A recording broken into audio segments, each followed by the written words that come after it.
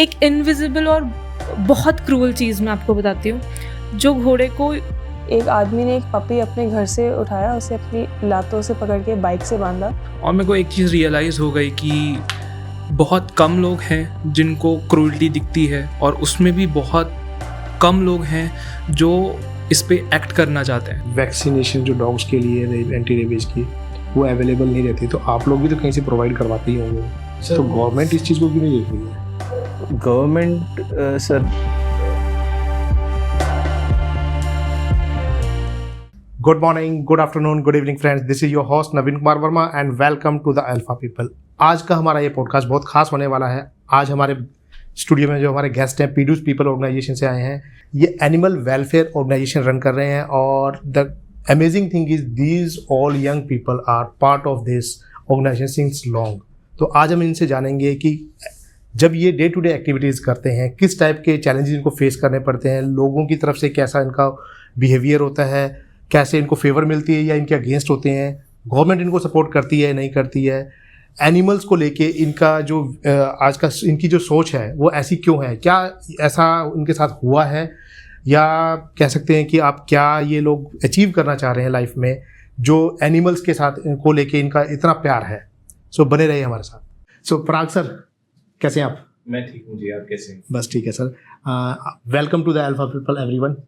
सो आप सब लोग आई होप अच्छे होंगे और बड़े कलरफुल से लग रहे हैं आप सब। सो लग रहा है होली आने वाली है अभी।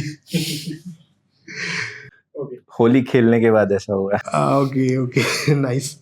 सर, आप लोगों से बात करने का, इस पॉडकास्ट में आप लोगों को इनवाइट करने का सबसे मेन मोटिव ये था हमारा कि हम आप लोगों के जो चैलेंजेस हैं वो लोगों तक पहुंचाएं, और जो आप लोगों का विजन है जो एनिमल्स केयर को लेके, कि क्योंकि आज के टाइम में बहुत ज़्यादा लोगों को प्रॉब्लम फेस करनी पड़ रही है, स्पेसिफिकली डॉग्स को लेके, काउज को लेके। क्योंकि कभी कहते हैं कि स्टेरी काउज रास्ते में जा रही हैं, एक्सीडेंट हो जाते हैं, डॉग्स बाइट कर लेते हैं। फिर कुछ लोग ऐसे हैं जो डॉग लवर हैं, जो लोग कहते हैं कि उनको समझने की ज़रूरत है। कुछ लोग कहते हैं कि हमें समझने की ज़रूरत नहीं है, बस यहाँ तो हम ही रह सकते हैं, डॉग्स नहीं रह सकते। तो there are so many challenges, लोगों की अंडरस्टैंडिंग डिफरेंट है। सो हम आपसे समझना चाह रहे हैं कि ऐसा क्यों है, हम इन प्रॉब्लम्स को कैसे टैकल कर सकते हैं, गवर्नमेंट क्या कर रही है, कैसे आप लोग इस सिचुएशन को हैंडल करने के लिए गवर्नमेंट और सिविलियन के बीच में एक ब्रिज का काम कर रहे हैं। सो प्लीज़ आप हमें समझाइए, तो ताकि आपके व्यूज़ और आपके विजन हम अपने पब्लिक तक पहुंचा सकें। So our organization is working on two aspects, which is one is welfare of the animals and second is advocacy, which is policy work. So policy work में हम लोग 5 लोग हैं जो अलग अलग फील्ड्स पे काम कर रहे हैं। अपार्ट फ्रॉम दिस एक ऐसा एस्पेक्ट होता है जो ह्यूमेन एजुकेशन है। Human education is a vital part of animal welfare, because वो एक बहुत अर्ली स्टेज से ही बच्चों में वो माइंडसेट डेवलप करने लग जाता है कि ये धरती सिर्फ हमारी नहीं है, सबके लिए है, और ये माइंडसेट वहाँ से डेवलप होना ज़रूरी है। हम लोग इन चीज़ों पे अभी काम कर रहे हैं। ये तो इनिशियल स्टेज है, क्योंकि इसको एक्चुअल में इम्प्लीमेंट होने में सोसाइटी में बहुत साल लगने वाले हैं, but you have to long way to go. So right now schools में human education, Diksha is our human educator.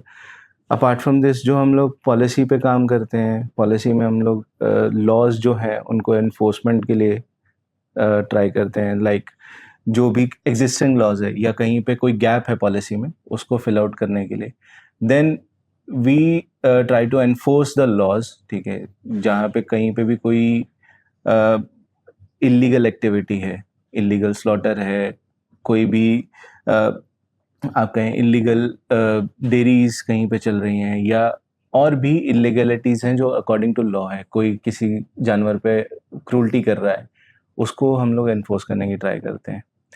And welfare part में हम ट्रीटमेंट्स एनिमल्स का फ्री में करवा रहे हैं जो ऑन द स्पॉट है। उसके बाद एंटी रेबीज़ वैक्सीनेशन, जो वैक्सीनेशन आप 7-in-1 9-in-1 के नाम से जानते हैं, उसको DHPPIL बोलते हैं।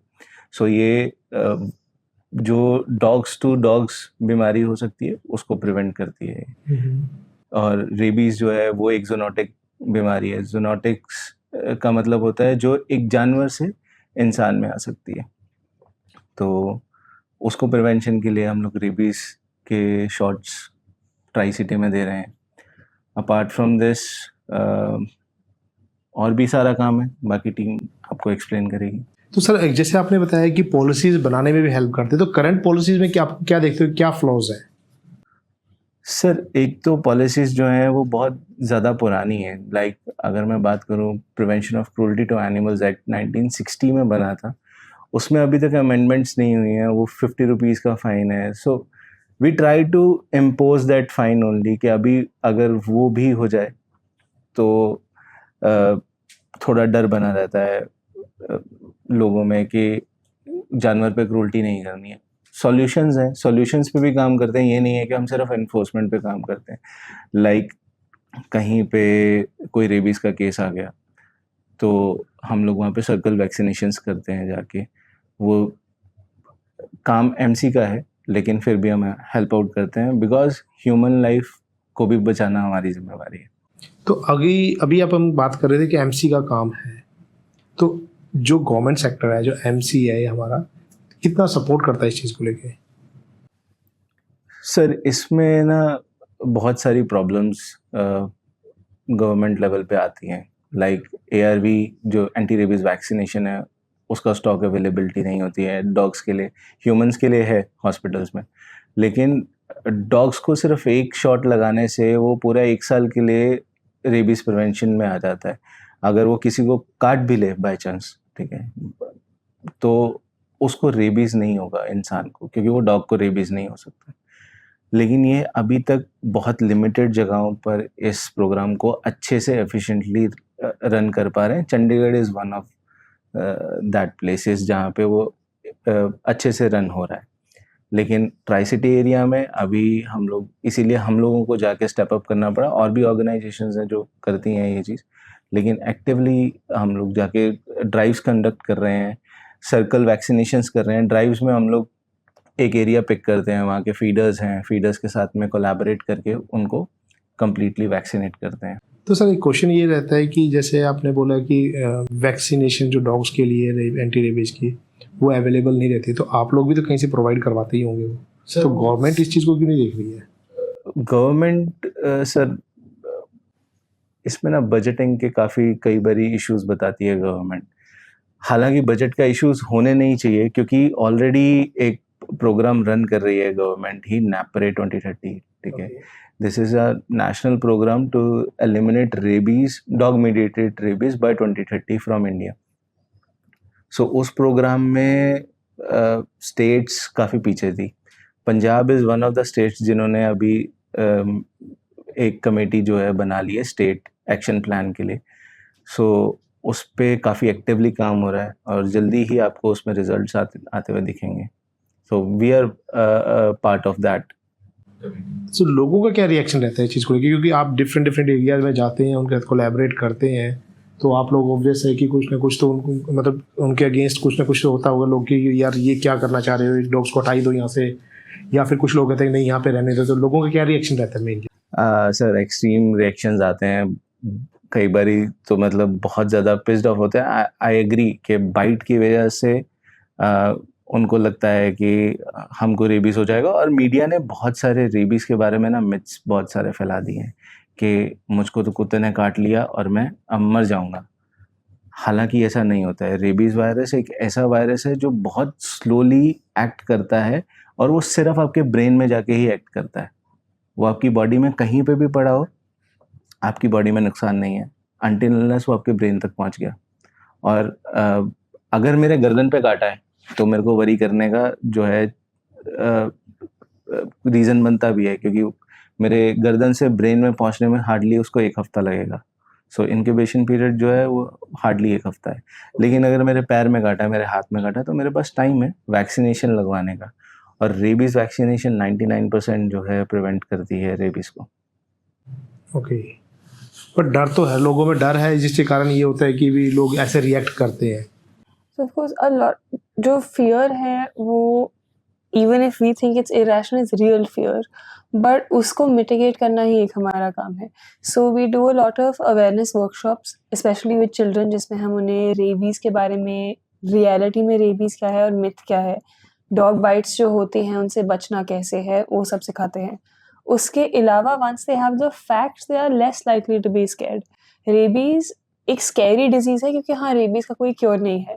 बट जो बात लोगों को बताना ज़रूरी है वो ये कि रेबीज़ 100% तक प्रिवेंटेबल है। अगर डॉग ने आपको आज काटा है, आपको कल रेबीज़ नहीं होने वाला है, यू हैव टाइम, तो आप जाके अपनी वैक्सीन्स लगवा सकते हैं, आप सेफ रह सकते हैं।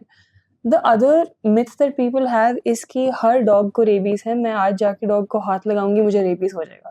Which is we also know that that's not the truth. So majority dogs vaccinated है, safe है।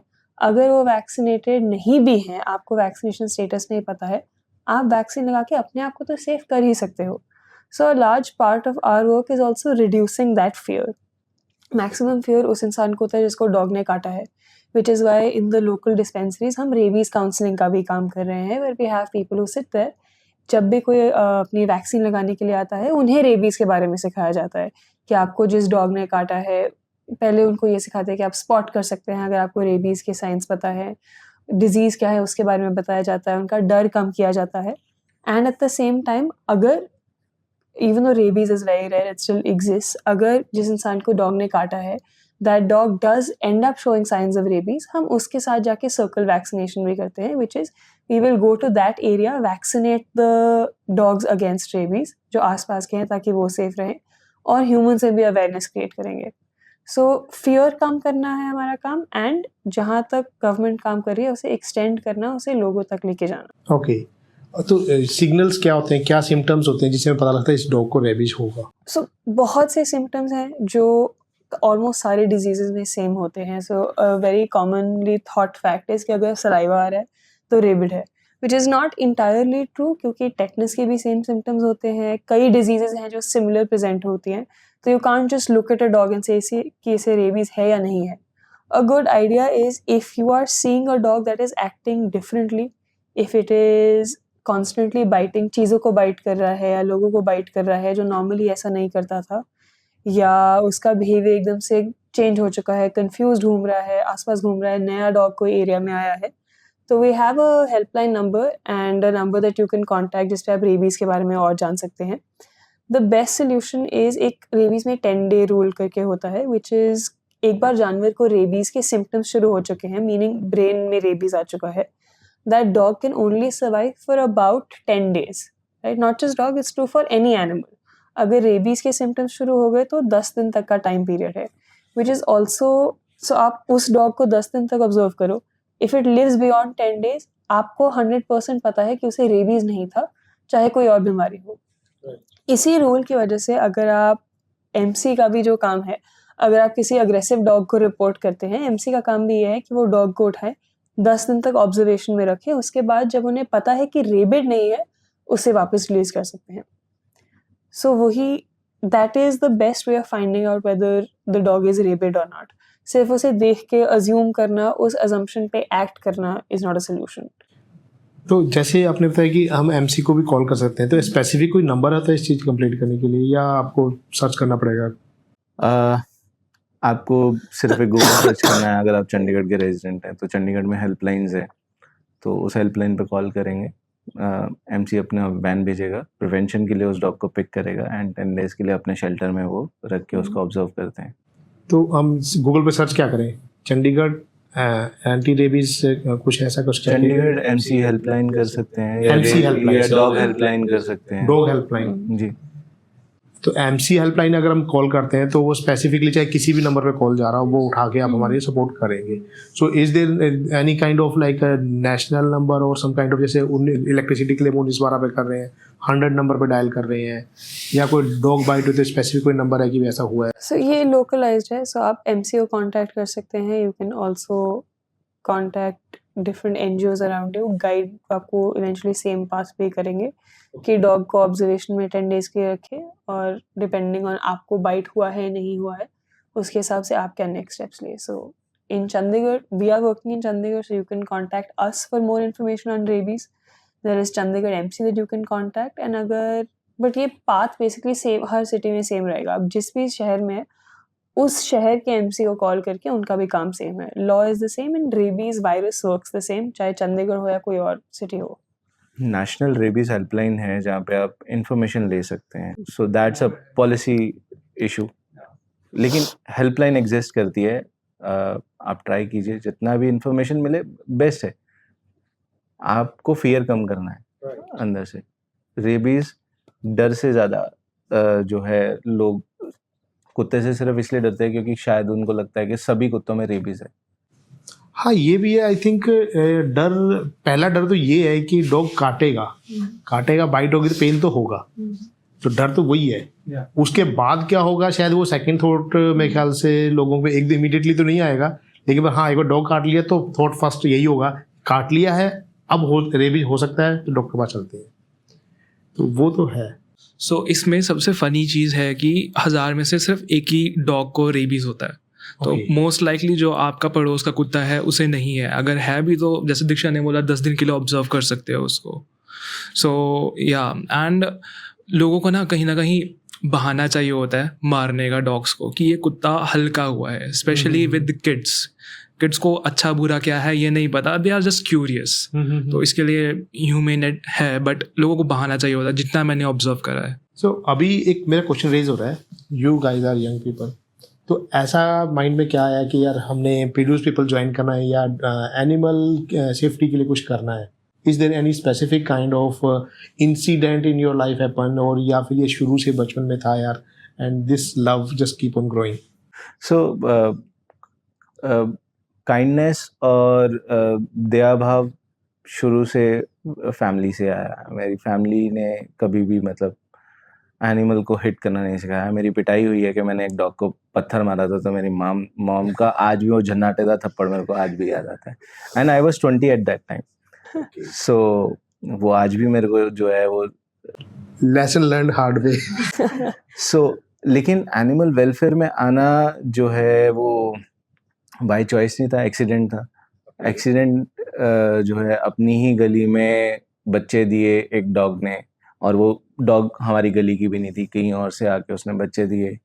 And when they were about 15-20 days, लोगों ने मतलब वो जब चलना ही शुरू करते हैं तभी उनको डंडे से पत्थरों से मारना शुरू किया, ठंडा पानी फेंक देना। सर्दियों के दिन थे, नवंबर दिसंबर के डेज थे। तो we tried to get them shifted to a shelter which is not possible for a healthy animal. So वहाँ से मेरी जर्नी स्टार्ट हुई, वहाँ से मेरी फैमिली की जर्नी स्टार्ट हुई। इनफैक्ट मेरी पूरी फैमिली जो है क्रूल्टी के अगेंस्ट जो है काम करती है। हमको कहीं पे भी आसपास में रिपोर्ट होता है तो मेरे मॉम तक जो है उस क्रूल्टी को प्रिवेंट करने के लिए खड़े हो जाते हैं। सो वहाँ से शुरू हुई। Then I met Inder sir for my case only, and Inder sir ने एनिमल वेलफेयर के बारे में और ज़्यादा मेरे को इन्फॉर्मेशन दी कि एनिमल्स कैसे कैसे सफ़र कर रहे हैं और कौन कौन से एनिमल सफ़र कर रहे हैं। सो उनके पास ये अपॉर्चुनिटी आई, he inform me, and then I started working with पीडूस people in advocacy team. Nice. So अभी डे टू डे बेसिस पे आप लोग क्या एक्टिविटीज़ करते हैं? सो हर एक के प्रोजेक्ट के अकॉर्डिंग ना सर काफ़ी सारी अलग अलग चीज़ें हैं। तो आप सबके डिफरेंट प्रोजेक्ट्स हैं? यस। तो बताइए कि डिफरेंट प्रोजेक्ट कैसे? लाइक मैं जो प्रोजेक्ट्स देख रहा हूँ उसमें मेरे पास में आता है एनिमल्स इन एंटरटेनमेंट। कोई भी एनिमल जिसको परफॉर्म करवा के उनसे पैसे कमाए जा रहे हैं एंटरटेनमेंट में, काम करवाना नहीं, लेबर नहीं, सिर्फ एंटरटेनमेंट। जैसे सुखना लेक पे आपने देखा होगा कैमल्स यूज़ हो रहे थे, सो अभी वो नहीं हो रहे हैं बिकॉज उनके पास रजिस्ट्रेशन नहीं था और उनके वेलफेयर के भी पॉइंट ऑफ व्यू से बहुत बढ़िया उनका देखभाल नहीं किया जा रहा था। तो हम लोग मेनली 4 एस्पेक्ट पे थ्रू आउट डे प्लान करते हैं। First is welfare, then policy, third is enforcement, and fourth one is our outreach और अवेयरनेस। सो वेलफेयर में हम लोग देखते हैं कि कोई एनिमल इंजर्ड तो नहीं है। जो भी एनिमल्स हम लोग केयर कर रहे हैं, like I work for dairies in Chandigarh, तो डेयरी में कोई एनिमल बीमार है या किसी के चोट लगी है तो उसके लिए हम लोग अपना पैरावेट या ट्रीटमेंट के लिए उनको लोकल जो वेटनरी सपोर्ट है वो प्रोवाइड करते हैं। बट डेयरी के अंदर अगर चोट लगी किसी, वो तो उसके ओनर की रिस्पॉन्सिबिलिटी नहीं होगी? सर ये निगलेक्ट का पार्ट है, ये क्रूल्टी का पार्ट है। तो बहुत अच्छी लाइफ नहीं है एक डेयरी एनिमल की। अगर मैं बहुत डिटेल में जाऊँ तो वो बहुत सारे प्रॉब्लम्स आपको बता सकता हूँ जो एक डेयरी एनिमल हर सेकंड अपनी लाइफ में फेस कर रहा है। सबसे बड़ी प्रॉब्लम तो ये है कि वो अपने फिल्थ में सारी उम्र एक रस्सी के साथ में, जो कि हार्डली 1.5-2 फीट की होती है, वो वहीं पे बंधा रहेगा। और मतलब वही सबसे बड़ा प्रॉब्लमेटिक पार्ट है उसकी लाइफ का, कि वो हिल नहीं सकता, अपने ही गंद में बैठा है वो, ठीक है। उससे उसको इन्फेक्शन हो रहा है। इन्फेक्शन हो रहा है तो अगर वो बफलो है तो बफलो को तो वो स्लॉटर हाउस में साथ के साथ भेज देगा अगर वो किसी काम की नहीं है। If it is a cow को वो स्लॉटर इसलिए नहीं भेज सकता क्योंकि पंजाब काउ स्लॉटर एक्ट 1957 यहाँ पे इम्प्लीमेंट होता है। तो इस वजह से उसको वो अबेंडन कर देते हैं, सड़क पे छोड़ देते हैं। हमारी गौशाला जहाँ पे उनको रखा जा सकता है वो ओवर क्राउडेड है। 500 की जगह है, वहाँ पे 1500 काउज ऑलरेडी रखी हुई हैं। गवर्नमेंट गौशाला है, private gaushalas I not point it out, but वो डेयरीज का ही एक एडवांस वर्जन है।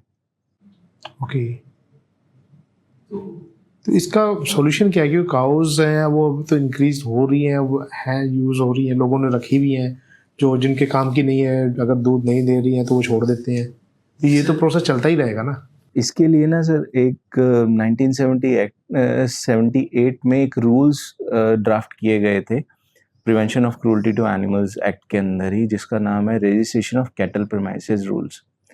सो इसमें काफ़ी डिटेल में जो है उनको बताया गया था कि आप अगर आपके पास 5 या 5 से ज़्यादा एनिमल्स हैं तो आपको रजिस्टर करना होगा, उसकी फ्लोरिंग कैसी होगी, उसका एनवायरनमेंट कैसा होगा। लेकिन वो रूल्स कभी भी इम्प्लीमेंट हो ही नहीं पाए इंडिया में।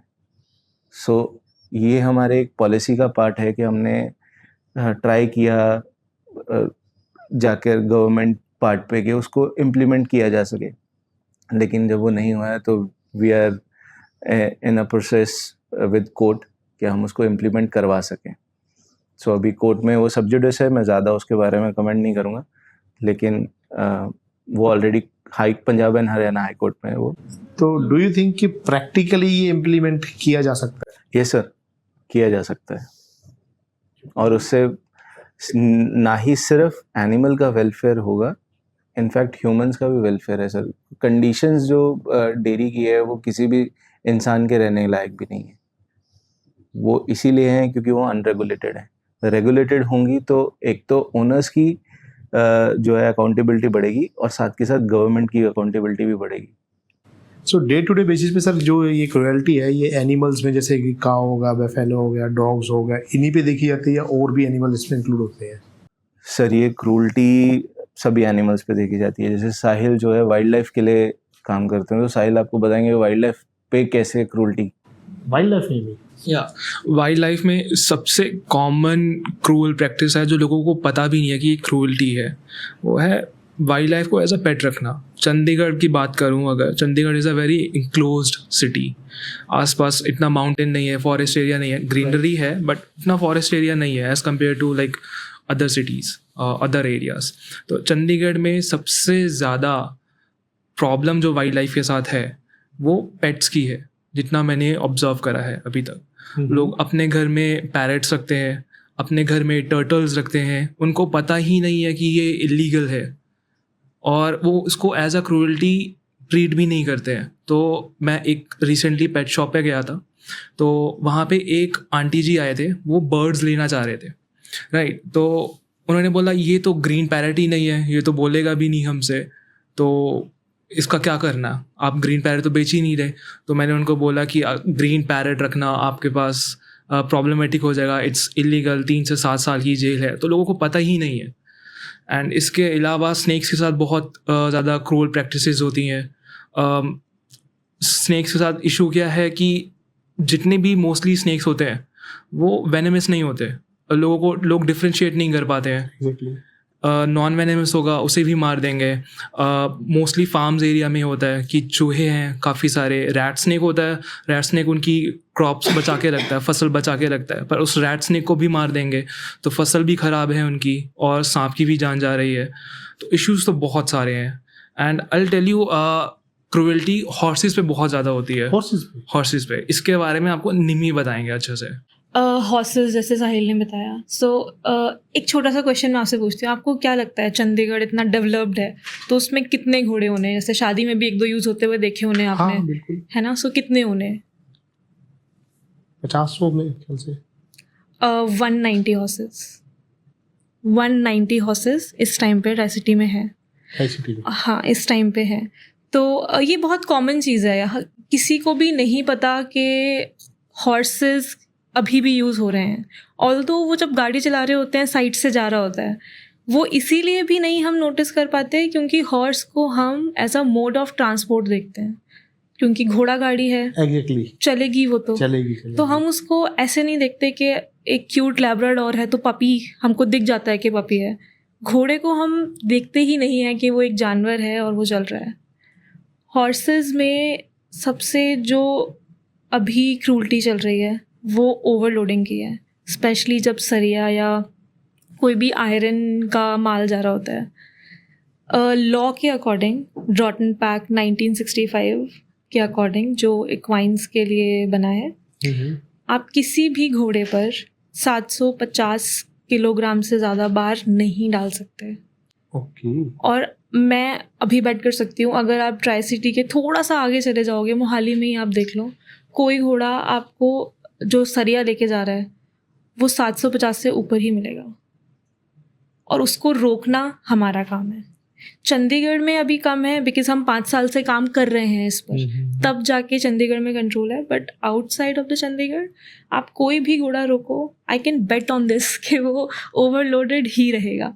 और लोहा आपको देखकर आप नहीं बता सकते कि ओवरलोडेड है, क्योंकि डेंसिटी इसकी हाई होती है, तो छोटे में लगता है कि कम है बट ज़्यादा निकलता है। तो ये एक पार्ट है। इसके अलावा स्पाइक बिट जो एक क्वेश्चन पूछूंगा मैं। जैसे आप कह रहे हैं कि ओवरलोडेड है, तो इसको रोकेगा कौन? रोकने पुलिस के का काम है। इन्फोर्समेंट तो डेफिनेटली पुलिस का ही है। पर मेरे ख्याल से पुलिस को ही नहीं पता होगा कि भी ये बिल्कुल। क्राइम हो रहा है उनके सामने। नहीं, उनको नहीं।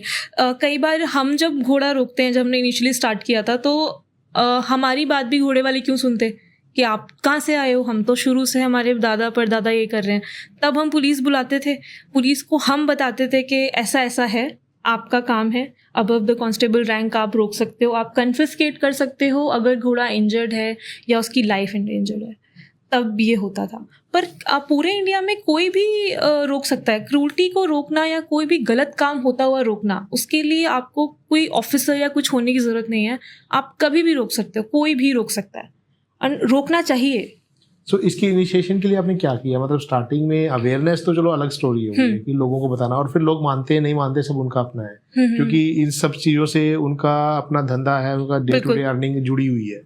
तो उनको तो ये है कि मेरा घोड़ा जितना सामान खींच सकता है, मेरा घोड़ा ज़्यादा ताकतवर है, ये जितना सामान खींच सकता है ले जाते हैं, मैं अभी तक करता आया हूँ, आगे भी चलेगा। घोड़े को प्रॉब्लम नहीं है, मुझे प्रॉब्लम नहीं है, तो आपको। लेकिन प्रॉब्लम ये है कि अगर इसके लिए अवेयरनेस के लिए हम क्या कर, मतलब क्या टीवी में, न्यूज़ में ऐसा कुछ आता है? सोशल मीडिया पे हमारे अलावा और भी एनजीओज हैं, स्पेशली इंडिविजुअल्स जो देखकर रोक रहे हैं, वो भी अपलोड कर रहे हैं वीडियोस। हमारा हेल्पलाइन नंबर है एक, जिसमें हमको 483 एक मंथ में रिपोर्ट हुए थे घोड़े। 483 एक मंथ में सिर्फ रिपोर्ट हुए थे। वो घोड़ा देख रहे थे, रोक रहे थे उसको।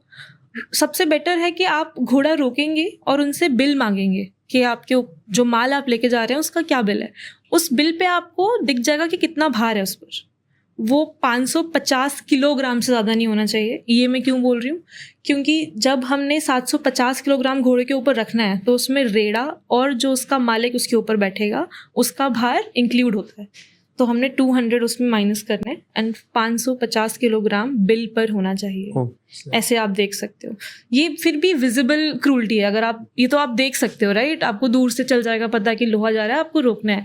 एक इनविजिबल और बहुत क्रूअल चीज़ मैं आपको बताती हूँ, जो घोड़े को नेविगेट करने के लिए यूज़ होती है, उनकी लगामें, बिट्स आपने सुनी होंगी। वो आज से 5 साल पहले चंडीगढ़ में, वैसे अभी इंडिया में भी ऑल ओवर, वो स्पाइक्ड यूज़ होती हैं, मतलब कांटे वाली लगामें। तो जो उनके मुंह में डाली जाती हैं उनमें कांटे लगे होते हैं, जिससे उनके गम्स, दांत एक घोड़ा हमने देखा था जिसकी जीभ पूरी नीचे से कटी हुई थी और वो बार बार हील हो रही थी, बार बार कट रही थी क्योंकि वो कांटे वाली लगाम यूज़ कर रहे थे, विच इज़ इलीगल। एक्ट में आप कांटे वाली विप और लगाम यूज़ नहीं कर सकते। इसमें भी एक पॉइंट जैसे पराग ने बताया कि लॉ को हमें अगर कुछ गैप्स हैं उनको फिल करना है। अब इक्वाइन का जो रॉटन पैक रूल है उसमें कांटे वाली लगाम यूज़ करना इलीगल है, पर उसको खरीदने और बेचने पर बैन नहीं था।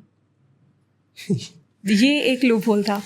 सो ये रिसेंटली हमने आप बना सकते हो लेकिन वो बेच और यूज नहीं कर सकते। एग्जैक्टली, तो वो एक छोटा सा लूप होल था। वो हमने रिसेंटली पंजाब, हरियाणा और चंडीगढ़ में बैन किया है कि अब स्पाइक बिट कम्प्लीटली बैन है, आप रख भी नहीं सकते अपने पास। आपको वो एनिमल हस्बेंड्री को या लोकल जो वेटरनरी क्लिनिक है वहाँ पे आपको देनी पड़ेगी। आप रख नहीं सकते हो, खरीद नहीं सकते हो, बेच नहीं सकते हो। तो ये एक चीज़ है। दैट इज़ ग्रेट, क्योंकि ये तो वो वाली बात है कि तंबाकू बेचना पाप नहीं है, तंबाकू बिल्कुल पीना है। ओके, सो मैम ऐसा केस, ऐसा इंसिडेंट आपके साथ हुआ कि जिसमें आपने किसी को समझाने की कोशिश की और वो समझ गया हो? क्योंकि ना समझा वो तो कॉमन बात है, बिल्कुल जो समझ गया हो। बिल्कुल। ये बहुत सरप्राइजिंग ही था मेरे लिए तभी भी ना, क्योंकि मैंने काम करना शुरू ही किया था। मुझे पता था कि ये यूज़ करोगे माउथ हेल्थ ख़राब है सारा कुछ। जो ओनर था वो ऑलरेडी अपने घोड़े को फाउल स्मेल उसके मुंह से आती थी और उसका दर्द रहता था, स्वेलिंग रहती थी। वो ऑलरेडी इससे परेशान था। मैंने स्वेलिंग देखकर उसको रोका। बाद में मुझे पता चला कि उसके मुंह में लगाम उसने कांटे वाली लगाई हुई है। मैंने बताया कि भैया नहीं आप लगा सकते हो, ये तो ऐसा ऐसा है। तो वो नहीं माने ऑफ कोर्स इनिशियली। तो फिर मैंने उनको ही बोला कि आप ट्राई, अभी तो देखो आप रख ही नहीं सकते हो इसको, तो ये तो मैं लेके जा रही हूँ, ठीक है, आप सिलेंड्रिकल यूज़ करो प्लेन वाली और आप खुद फ़र्क देखोगे। उस टाइम वो मान गया कि हाँ शायद इस वजह से हो रहा है, क्योंकि वो बार बार लग रही थी उसको। उसने सिलेंड्रिकल यूज़ करी, विद इन 4 days वो सूजन ठीक हो गई उसकी। फाउल स्मेल को टाइम लगा थोड़ा, बट सूजन विद इन 4 days गायब थी। तो वो तो बड़ी खुशी खुशी अपने दोस्तों को बता रहा था कि नहीं यही लगा। पटियाला में हमने स्पाइक बिट एक्सचेंज करी थी। सो यूजुअली हम आसपास के एरियाज़ में जाकर, जहाँ पे भी हमें बुलाया जाता है, हम जाकर वहाँ पे स्पाइक बिट एक्सचेंज करते हैं, जिसमें उनसे स्पाइक बिट हम ले लेते हैं और सिलेंड्रिकल बिट उसके बदले में देते हैं। वहाँ पे भी हम सेम यही करने गए थे। हमने सुबह 8 बजे से किया था। स्टार्टिंग में 2 लोगों को हमने कन्विंस किया था कि आपकी घोड़े की ही माउथ हेल्थ के लिए अच्छा है, आप ले लो। वो कन्विंस हुए। उनको कन्विंस करने में हमको सबसे ज़्यादा टाइम लगा, वो 10 मिनट थे। उसके बाद वही 2 लोग बाकी सबको हमारे साथ मिल के कन्विंस कर रहे थे कि आप ये एक्सचेंज करो। प्लस वहाँ पे हमको काफ़ी लोग मिले थे जो कह रहे थे कि चंडीगढ़ में एक मैडम होते हैं, वो आके चालान करते हैं, तो ना यहाँ पे चेंज करवा लो। फिर वैसे मैं ही हूँ वो एक्चुअली। सो चंडीगढ़ से भी काफ़ी आगे पटियाला तक लोगों को पता है कि अब तो ये बहुत पता है कि स्पाइक बिट आप नहीं यूज़ कर सकते हो। वो एक चीज़ है। तो इसके लिए मैम कोई अवेयरनेस कैंपेन वगैरह भी चलाते हैं? क्योंकि देखो ऐसे लोग सोशल मीडिया पे एग्जिस्ट करते हैं, नहीं करते, आई डोंट नो, लेकिन ऐसा है कि जब तक लोगों को इन्फॉर्मेशन ही नहीं मिलेगी, so it will be difficult for them to understand कि ये क्या गलत है क्या सही है। जस्ट लाइक हम डिस्कस कर रहे थे कि छोटा था जब मैं था, हमारे घर में भी पैरेट था। अभी आप बता रहे हो क्रुएल्टी है कि क्राइम किया हुआ है। बिल्कुल। तो मेरे पास तो पैरेट के साथ साथ मेरे पास तो कबूतर भी थे, वो उड़ के आ गए कहीं से। बिल्ली भी थी, हाँ वो कहीं से आ गई, वो ठीक है। उनको ऐसा नहीं था कि उनको बांध के रखा हुआ था। सो जैसे हाउस कैट्स कहते हैं ना, जैसे हाउस पैरोज होती है, ऐसे आ रही थी। सो बट अभी बात कर रहे थे, अब लग रहा है यार ये तो क्राइम किया था हमने। वही सही कह रहे हो आप सर। अवेयरनेस का कहीं ना कहीं बहुत वाइटल रोल है इस सब चीज़ों में। किसी भी चीज़ को ले लो, एनिमल वेलफेयर एक चीज़ है जैसे कि। सो अवेयरनेस में बहुत बड़ा रोल दीक्षा निभाते हैं, जिसमें वो अलग अलग जगह के जाके स्कूल्स में बच्चों को बताते हैं, बच्चे अपने घर पे बताते हैं। पर गवर्नमेंट सेक्टर का कोई इन्वॉल्वमेंट नहीं दिखता अवेयरनेस के लिए। जैसे कि हम बात करते हैं तंबाकू बंद करने की बात करते हैं, तो गवर्नमेंट में ऐड भी आती है, टीवी पे आती है बेसिकली, क्योंकि ये अवेयरनेस तो उस लेवल से स्टार्ट होनी चाहिए। जस्ट लाइक कि पोलियो के भी आती है हमारे पास, तो ये भी तो एक अवेयरनेस है। बिल्कुल। सो घोड़ों के लिए स्पेसिफिकली बहुत ज़्यादा नहीं है। जैसे मैंने आपको स्टार्टिंग में बताया कि इतनी लोग आसपास देखते नहीं हैं उनको एज अ एनिमल। तो रिसेंटली एक अच्छी चीज़ हुई थी, पंजाब गवर्नमेंट ने टिटनेस की वैक्सीन्स घोड़ों के लिए, इक्वाइन्स के लिए फ्री ही कर दी थी कि कोई भी अपना घोड़ा लेके जाएगा पॉलीक्लिनिक में और वहाँ से उसको टिटनेस की वैक्सीन्स लग जाएंगी। ये अभी रिसेंटली हुआ है। टिटनेस की वैक्सीन का एक छोटी सी स्टोरी में मैं आपको बताऊंगी इसके बाद। ये हमने 3 साल पहले स्टार्ट किया था ये प्रोग्राम, ओके। जिसमें हम एनुअली चंडीगढ़ के और ट्राई सिटी के सारे घोड़ों को टीका लगाते हैं, रेबीज़ और टिटनेस। हर साल होता है ये। जब से 3 साल से हमने स्टार्ट किया है, तब से कोई भी घोड़ा जो चंडीगढ़ में एग्जिस्ट करता था पहले से, इसको हमने टीका लगाया था, अब तक नहीं मरा है। अनफॉर्चुनेटली लास्ट ईयर एक घोड़ा मरा था, क्योंकि वो वही बात है, वो बाहर से लेकर आए थे, उनको अवेयरनेस नहीं थी कि हमको लगवाना है इसको, तो वो टिटनेस से मरा था। इससे पहले 3 साल से पहले हर महीने 1 से 2 घोड़े मरते थे चंडीगढ़ में, हर महीने। ये नंबर कभी ज़ीरो नहीं हुआ, कभी। मैं 5 साल से काम कर रही हूँ, कभी ज़ीरो नहीं हुआ था ये नंबर। तो ये एक बहुत वाइटल रोल है जो गवर्नमेंट ने पुश से स्टार्ट किया है। बट वो ये कि उनके पास भी जाके बात करना कि ये ज़रूरी चीज़ है, आप ये कर सकते हैं। Because I think everybody has enough work. I don't know if I should say this, but काम शायद नहीं करना चाहते हैं, या फिर उतना आइडियाज़ उनको नहीं आते हैं शायद। तो उसमें भी ब्रिज करते हैं हम कि आइडियाज़ पिच करना, जैसे पराग ने PFZ का जैसे कर रहे हैं, वैक्सीनेशन का उन्होंने बताया। सो वो ब्रिज करना बहुत ज़रूरी है। अब चंडीगढ़ में हम कर रहे हैं, बट वही है कि हम चाहते हैं कि हर जगह NGOs आगे आएँ, लोग आगे आएँ, वॉलंटियर्स अपनी तरफ से करना शुरू करें, तभी चंडीगढ़ में होएगा। काम करना और चंडीगढ़ के बाहर काम करना कितना डिफरेंस है? डिफरेंस तो है काफ़ी।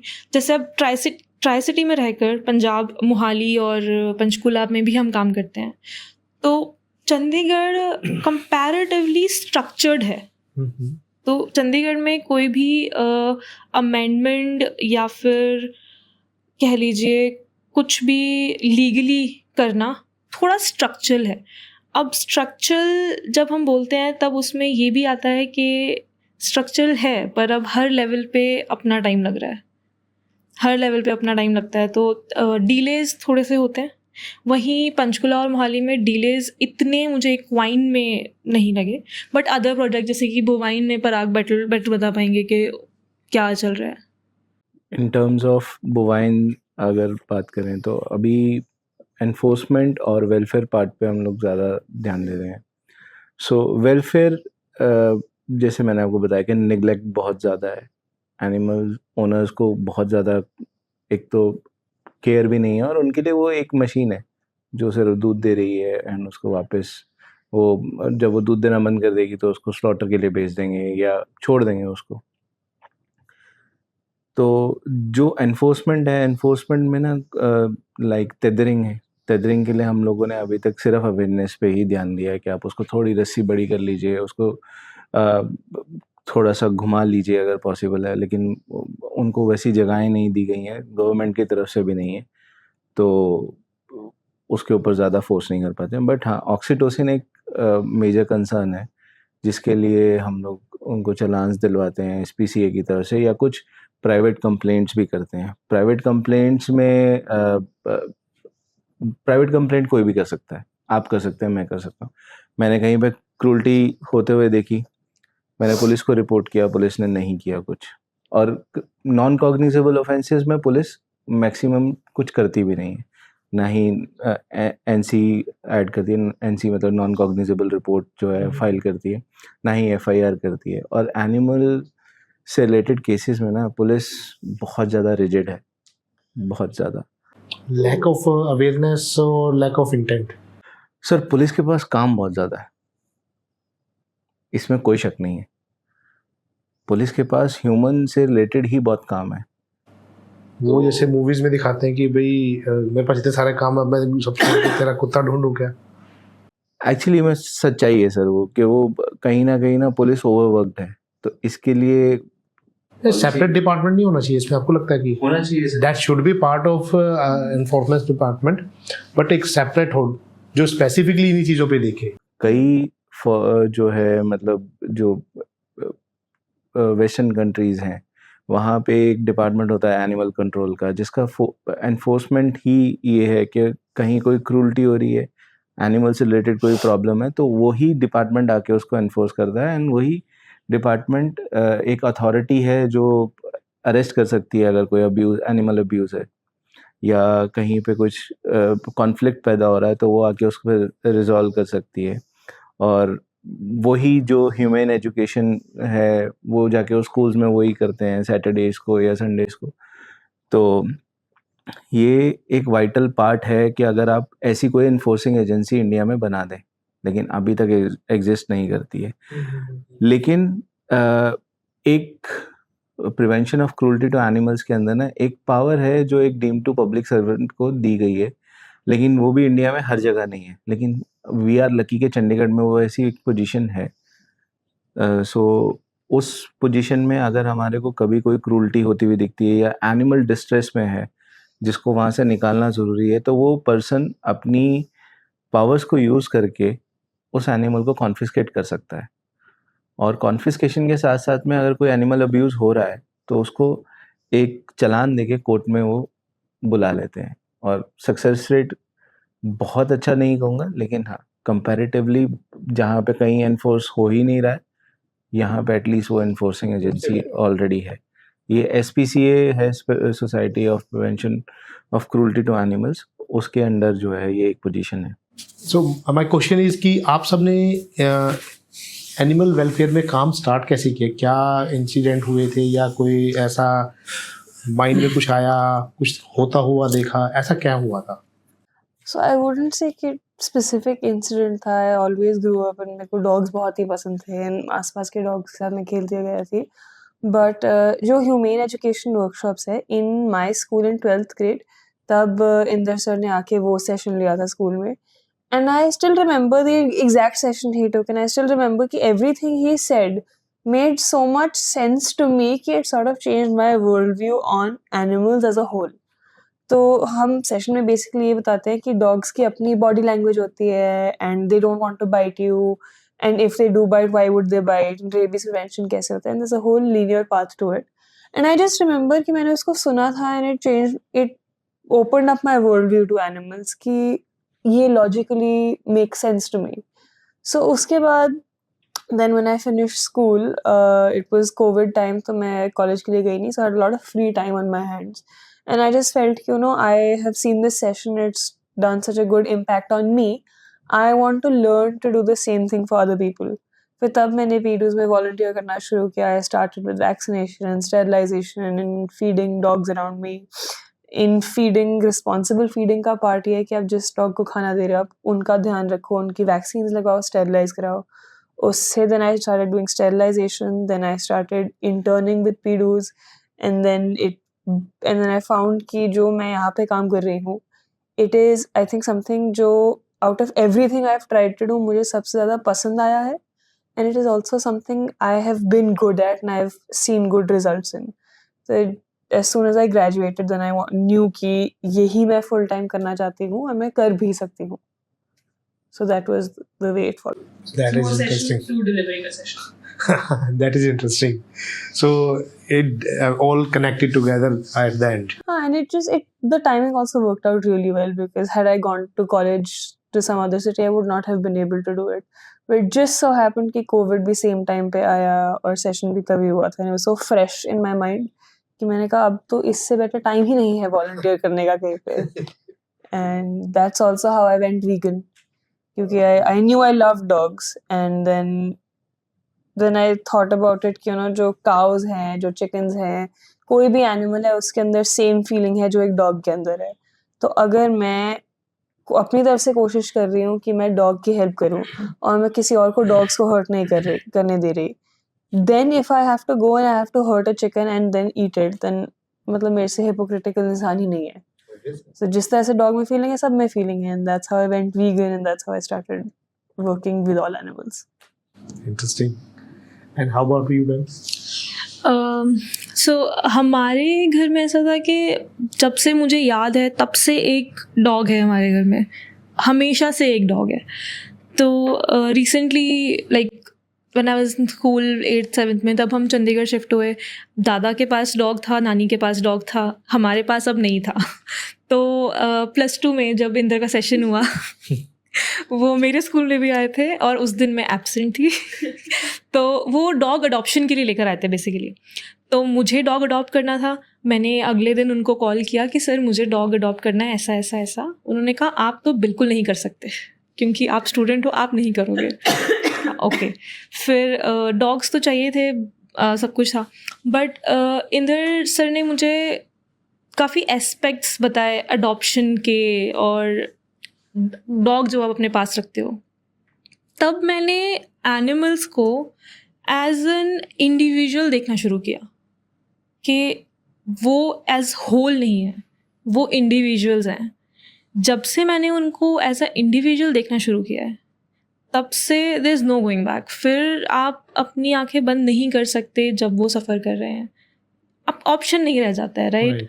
सेम अगर इट्स लाइक कि अगर कोई एनिमल स्लॉट हो रहा है या मेरे सामने कोई ह्यूमन हो रहा है, मैं उसको सेम देखूंगी बिकॉज वो दोनों इंडिविजुअल्स हैं, दोनों को सेम पेन हो रहा है, दोनों की सेम फीलिंग है। जैसे दीक्षा ने बताया, डॉग, चिकन्स, गोट, सेम फीलिंग्स, एवरीथिंग, राइट? तब से मुझे लगा कि मुझे तो करना ही पड़ेगा स्टेप इन। एंड उसके बाद से अपने फ्रेंड्स को, सबको बताना। So what my goal here is कि सिर्फ मैं नहीं, एनिमल वेलफेयर को एज अ करियर करना है ग्रो, तभी एनिमल एक्सप्लॉयटेशन एंड होएगी। And this is very sad part कि हमको ये करना पड़ रहा है इन दी फर्स्ट प्लेस। लोग इतने सेंसिटाइज या फिर अवेयर नहीं हैं, तो वो एक चीज़ है। But yeah definitely I really want everyone to join in. जैसे दीक्षा ने बताया वीगन, सेम दैट टाइम मैंने वीगनिज्म स्टार्ट किया, अडॉप्ट करना, तो या ऐसे स्टार्ट हुआ मेरा। So how difficult was it? Very difficult for me because see, जैसे मैंने आपको बताया, स्टार्टिंग से एक डॉग था, पर स्टार्टिंग से मेरे घर में चिकन बनता था, हम खाते थे लिटरली। आई कैन इमेजिन, अब मुझे समझ नहीं आता मैं ये कैसे करती थी, पर बहुत हिपोक्रेसी से हुआ है। तो जब मुझे पता चला कि अरे चिकन भी सेम है, उसको पैट्स चाहिए एंड ऑल, बहुत डिफ़िकल्ट था। I was traumatised. मुझे याद है वो पूरा हफ्ता मेरा बहुत बुरा गया था बहुत बुरा। बट या फिर डेफिनेटली इंडिविजुअल्स आप देखना शुरू करते हो, फिर आप आंखें नहीं बंद कर सकते। Okay, interesting. Yeah, you are absolutely right. And how about you, Sahil? सो मैं रिसेंटली वीगन बना हूँ। मेरे को 1 साल 2 या 3 महीने हो गए। तो मेरी पहले डिज़ाइन जॉब थी।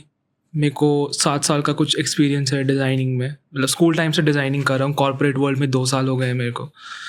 लास्ट जॉब बहुत अच्छी थी। I can play video games office में बैठे बैठे at any point of time. It was very smooth.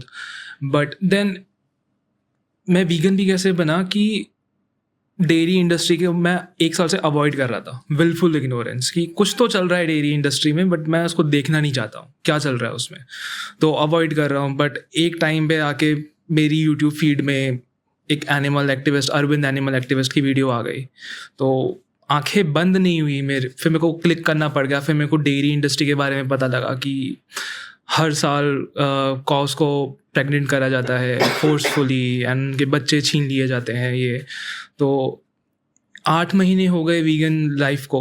And then विस्टोपिया एक टर्म है, जब आपको हर जगह क्रूएल्टी दिखने लगती है एंड एग्जिस्टेंशियल क्राइसिस होने लगता है। तो मेरे साथ ये होना शुरू हुआ और मेरे को एक चीज़ रियलाइज़ हो गई कि बहुत कम लोग हैं जिनको क्रूएल्टी दिखती है, और उसमें भी बहुत कम लोग हैं जो इस पे एक्ट करना चाहते हैं। क्योंकि बहुत इजी है कि कुत्ता पिट रहा है, पिटने दो, सांप को कोई मार रहा है, मारने दो, हमें क्या करना, मेरे को तो ऑफिस जाना है, राइट? सो एंड अभी प्लैनेट की कंडीशन ऐसी है एट दिस पॉइंट कि हम बहुत जल्दी जल्दी टिपिंग पॉइंट्स हिट कर रहे हैं, irreversible damage to the planet, right? तो जो मेरी लास्ट डिज़ाइन जॉब थी, आई वाज लाइक कि मैं क्या कर रहा हूँ।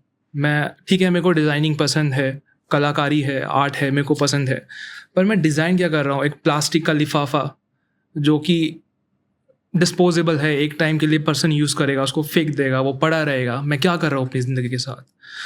एक ऐसा प्रोडक्ट डिज़ाइन कर रहा हूँ जिस पे वो गाय की हंसते हुए तस्वीर छपेगी, जो कि गाय पीछे हंस नहीं रही है। तो ये क्वेश्चन हिट होने स्टार्ट हो गए। तो ऐसे ही मैं ढूंढ रहा था कि मेरे को वॉलंटियर के लिए मिल जाए, अपनी जॉब के साथ साथ कर लूँ, या फुल टाइम मिल जाए, तो मेरे को पीडूस पीपल एनकाउंटर हुआ कि यहाँ पे एक अपॉर्चुनिटी है काम करने की। तो मेरी एक रिक्वेस्ट है, अगर कोई भी व्यूअर हमें देख रहा है, जो भी देख रहा है, एंड स्पेशली अगर आप यंग हो, तो आप एक बार अपनी करियर चॉइसेस को ना क्वेश्चन करो कि क्या आप वो खुद से करना चाह रहे हो, एंड क्या वो प्लैनेट की बेटरमेंट में हेल्प कर रहा है या नहीं कर रहा है। क्योंकि आप सोचोगे कि ठीक है नहीं कर रहा, मेरे को तो पैसा मिल रहा है, बट इवेंचुअली आप भी सफ़र करोगे इस चीज़ से। प्लैनेट अब नहीं है इस धरती की बस की बात, पॉपुलेशन कंट्रोल नहीं है, टेम्परेचर हर साल बढ़ रहा है। सो या यूथ को आने की ज़रूरत है, क्योंकि वैसे तो ये animal cruelty century long fight होगी, बट अगर यूथ आना स्टार्ट होगा तो ये सेंचुरी से डिकेड्स में कन्वर्ट हो सकता है, ऐसा मेरे को फील होता है। सो हमने अपने अपने सबने पॉइंट ऑफ व्यूज़ बताए, और आपने ना एक क्वेश्चन पूछा था नवीन जी के कैसे कोई आके स्टार्ट कर सकता है, ज़ीरो से कैसे स्टार्ट कर सकता है। सो ज़ीरो कभी होता ही नहीं है, आप हमेशा 1 पे होते हो। आपको सिर्फ पता नहीं होता कि आपको क्या करना है। अगर आप किसी भी एनिमल की कभी भी एट अ पॉइंट आप हेल्प करना चाहते हो, गो वीगन। वीगनिज़्म सिर्फ एक ईटिंग हैबिट नहीं है, आप उससे अ लॉट ऑफ एनिमल्स जो हैं आप हेल्प करते हो। लाइक आप लेदर को छोड़ देते हो, ठीक है, या डेयरी छोड़ देते हो, तो आप अपनी लाइफ में आप ये सोच के चलो कि आप 2 गायें तो एटलीस्ट बचा लोगे। अगर आप 20-25 साल या 30 साल के हो, आई एम 32 राइट नाउ, तो अगर मैंने आज वीगनिज़्म अपनाया है, तो आने वाले अगर मैं 30 साल की उम्र तक भी ज़िंदा रहता हूँ, तो मैं एटलीस्ट 2 गायें अपनी लाइफ टाइम में बचा लूँगा, ठीक है। इतना ही अगर कोई एक्टिविज़्म करना चाहता है, एक्टिविज़्म लोकल लेवल पे कैसे कर सकता है, वो हमको कांटेक्ट करे। लोग इनफैक्ट हमने एक कैमल से रिलेटेड जो है एक इनिशिएटिव यहाँ पे शुरू किया था, तो उसके बाद पैन इंडिया से कॉल्स आए हैं, और लोगों ने अपने लेवल पे जितना वो कर सकते हैं वहाँ पे शुरू किया है। उन्होंने लेटर्स लिखे हैं अथॉरिटीज़ को, पुलिस में कंप्लेंट्स किए हैं, लेकिन हर एक बंदा वही है कि हमारे जैसा फुल टाइम नहीं आ पाता है। ये एग्जैक्टली। तो अभी एक चीज़ वैसे मैं पूछ रहा हूँ कि अब हम बात कर रहे हैं कि जैसे अब हमने एनजीओ ज्वाइन किया है, पीडूस पीपल किया आप लोगों ने, कल लोग अलग अलग करते हैं। So if we talk about the earnings, क्योंकि सैलरी एट द एंड आपको चाहिए घर चलाने के लिए।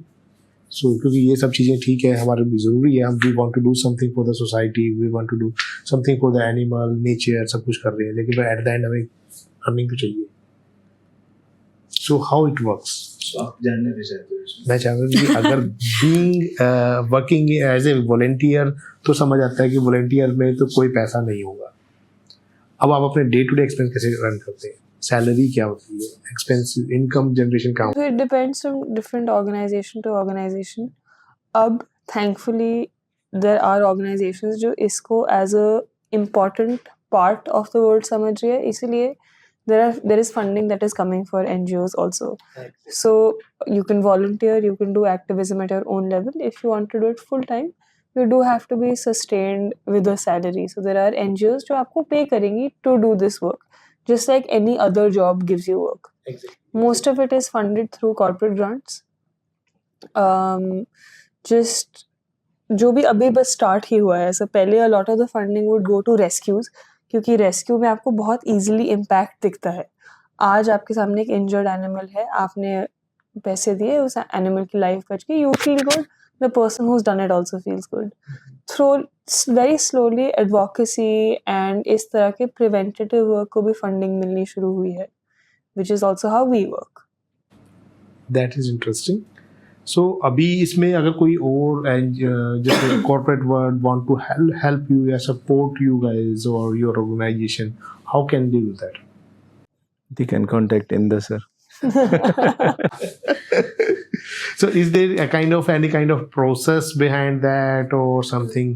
So there's approvals in this paperwork to get approvals to make donations tax free जो PDUs के पास है, donations are tax deductible, and we also have FCRA which is eligible for foreign grants. So उसका ही अपना process है, and if we get a grant there's of course where the money will go, and it's a longer process. But we can contact Inder sir, we can discuss proposals, what work we can do and what sort of money can create maximum impact. क्योंकि हर company को एक ही चीज़ देखनी है, whether it's a for profit or non profit, which is कि in the least amount of money, how do I get the maximum amount of effort or maximum results? So we work the same way. For every 1 rupee that you spend in animal activism or advocacy or anything, आप कितना ज़्यादा impact create कर सकते हो. The advantage of even for something like animal birth control is कि when you are spending money on animal birth control, आप rabies को control करने की कोशिश कर रहे हो essentially. So if you sterilize a dog today, you prevent X number of puppies from being born, you prevent rabies के इतने cases, and for every bit of money that you've spent in rabies control, you have saved like many times that amount of money in rabies costs. ऐसा कोई incident जो that Shuk your world, और यार ये क्या हो रहा है दुनिया में, लोग कितने क्रूअल हैं?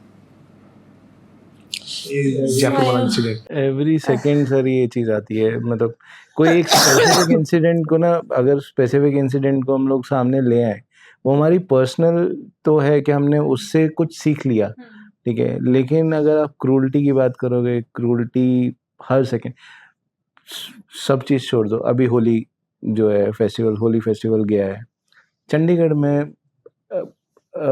In the name of religion sacrifice, thousands of pigs were slaughtered. और वो एक सर्टेन एज के जो है, इंडिया में ना एक रूल्स है स्लॉटर हाउस रूल्स, उसमें स्पेसिफिकली लिखा गया है कि एक सर्टेन एज का एनिमल हो उसी को आप स्लॉटर कर सकते हो. वो सिर्फ जहाँ पे स्लॉटर हाउस है आप वहीं पे स्लॉटर कर सकते हो. अगर आप उस स्लॉटर हाउस के बाहर करते हो तो वो इलीगल स्लॉटर है. लेकिन उसके बावजूद चंडीगढ़ में थाउजेंड्स ऑफ एनिमल्स ऐसे रिलीजियस एक्टिविटीज़ पे जो है सेक्रीफाइस किए जाते हैं. सेक्रीफाइस तो वर्ड ही गलत है, किल किए जाते हैं सर. हाँ ये तो है, बिल्कुल होता है. एक you were talking about some Jaipur वाला केस, उसको रिएक्ट करते हैं. I mean, the worst thing is कि there is cruelty everywhere that you see, and इतनी cruelty है कि आप process नहीं कर पाते to some extent कि कोई willingly ये कैसे कर सकता है. So if you look at car accidents, of course an accident happening and then आप उसमें कुछ कर नहीं पाए, गलती हुई, गलती सबसे होती है. So you don't hold people to a fault for that, right? कि अगर आज मेरे से एक गाड़ी पपी को लग जाए, मुझे जितना मर्जी बुरा लगे, क्योंकि आपके कोई मुझे गलत नहीं ठहराएगा इसमें कि मैंने जानबूझ के जाके ये किया. It was an accident and उसके बाद मैंने जो करना था वो किया.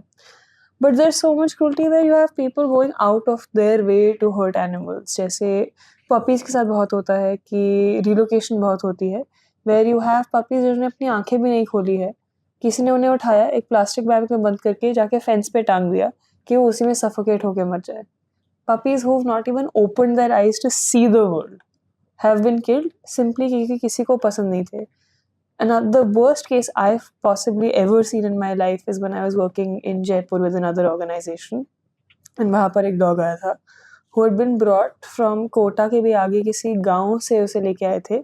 एक आदमी ने एक पपी अपने घर से उठाया, उसे अपनी लातों से पकड़ के बाइक से बांधा एंड उसे ड्रैग कर कर कुछ किलोमीटर तक लेके गया. एंड तब आसपास के लोगों ने जब उसे देखा कि कुछ घसीट के लेके जा रहा है, उसे रोका, तो उसे पपी को छोड़ के वहाँ से भाग गया.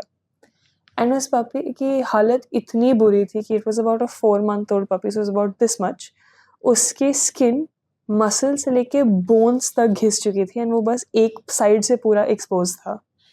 Despite the cruelty that had happened to him, उसको जब लेके आए, उसको I think some 10 hours of travel the puppy went through and he came to the shelter. तब उसकी ट्रीटमेंट हुई. उस टाइम पे भी जो डॉक्टर्स उसको ट्रीट कर रहे थे वो उन्हें देख के अपनी टेल बार बार ऐसे वैग कर रहा था और उठने की कोशिश कर रहा था. So an animal who's been through so much is still a friendly dog. तो आप, मैं समझ रहा था उसको जस्टिफाई कैसे करते हो. एक जस्टिफिकेशन आप ये दे दो कि उसने मेरे बच्चे को काटा या मेरी फैमिली मेम्बर को हार्म किया, that's why I took revenge. But a small puppy जो किसी को हार्म ही नहीं कर सकता है, जो इतना फ्रेंडली है कि वो दर्द में भी अपनी टेल वैग कर रहा है, आप उसको कैसे हर्ट कर सकते हो? लोगों को पता नहीं है क्या करते हैं। अभी एक रिसेंट इंसिडेंट हुआ है सर, मतलब हमने सिर्फ वीडियोस देखी हैं उसकी, ठीक है, पपी से रिलेटेड है। वो जस्ट 10 डेज ओल्ड, 10 या 12 डेज ओल्ड पपी होंगे। पड़ोसियों की आपस की लड़ाई की वजह से उस लेडी ने 2 पपीज को पिक किया, दीवार पे मार के उनको मार दिया। एक मेल से ना आप कई बारी आप एक्सपेक्ट कर सकते हो कि वो क्रूअल हो सकता है, लेकिन एक फीमेल से कभी भी आप एक्सपेक्ट नहीं करते हो कि वो क्रूअल होगी, बिकॉज ममता वाला फैक्टर आ जाता है। लेकिन इंडिया में ये बिल्कुल उल्टा है। मेल्स जितनी क्रूरटी करते हैं किसी भी जानवर पे, उससे एटलीस्ट 3 टाइम फीमेल क्रूरटी करती हैं। जस्ट वो एक बहाना दे देती हैं कि मेरे बच्चे को शायद काट लेगा। आपने उसको मार दिया है, आपने उसको हार्म कर दिया है।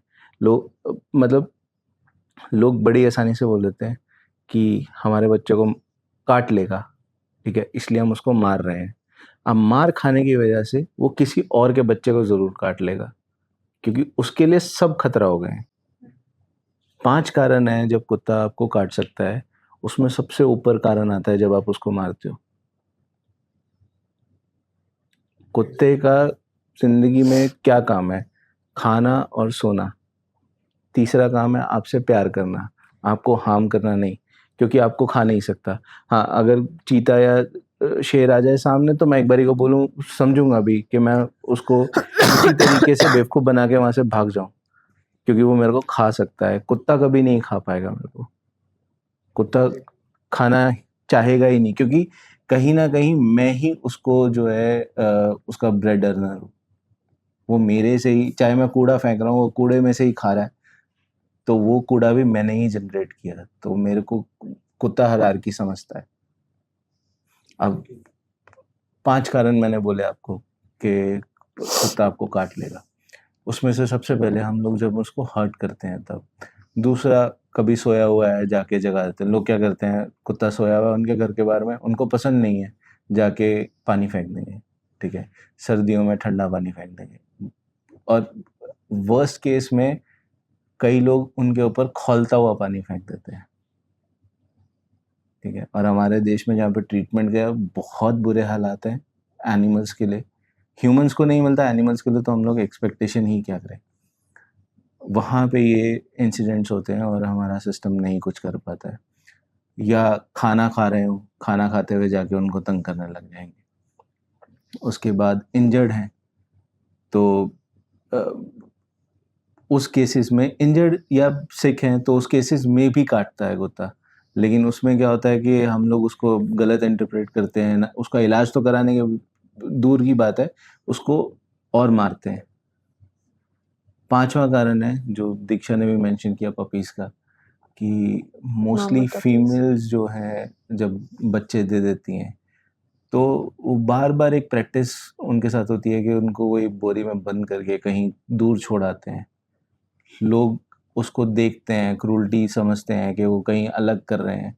आप एक फीमेल के बारे में सोचिए जिसका बच्चा अभी पैदा हुआ, उससे मैं उसका बच्चा छीन लूँ, वो क्या करेगी? वो हो सकता है मेरे को जान से मार दे, ठीक है। वो एक, उसको हम कुत्ती बड़ी आराम से बोल देते हैं कि सोई हुई कुत्ती है, लेकिन कुत्ती क्या करे जब उससे आप उसका बच्चा बार बार छीन कर लेके जा रहे हो। So this is not emotional thing, this is scientific things. कि आप किसी से भी, किसी भी जानवर से या किसी भी इंसान से आप उसका बच्चा छीनेंगे तो वो आपको रिएक्ट तो करेगा ही। और उसके पास एक ही चीज़ है, इंसान क्या करता है, इंसान रिएक्ट करने के लिए माँ बहन की गाली दे देगा या कुछ और जो है बुरा भला बोल देगा, लेकिन जानवर के पास एक ही तरीका है रिएक्ट करने का, या तो वो प्यार करेगा या आपको मारेगा। एग्जैक्टली। हम अपनी गलती कभी भी नहीं देखते हैं। हम लोग एनिमल वेलफेयर की बात करते हैं, so what is the situation of zoo? हमारे कंट्री में डिफरेंट जूज हैं, तो can we talk about this? तो डिफरेंट जूज हैं, जैसे अब हम देखें तो हमारे पास तो वन ऑफ द बिगेस्ट जू सतबीर जू है, तो वहाँ पे भी एक टाइप से तो हम सभी एनिमल्स को बंद करके ही रख रहे हैं। Monkeys are not meant to be एक पिंजरे में बंद करके, चाहे बड़ा बना दिया हो, पर फिर भी स्टिल इट इज ए पिंजरा।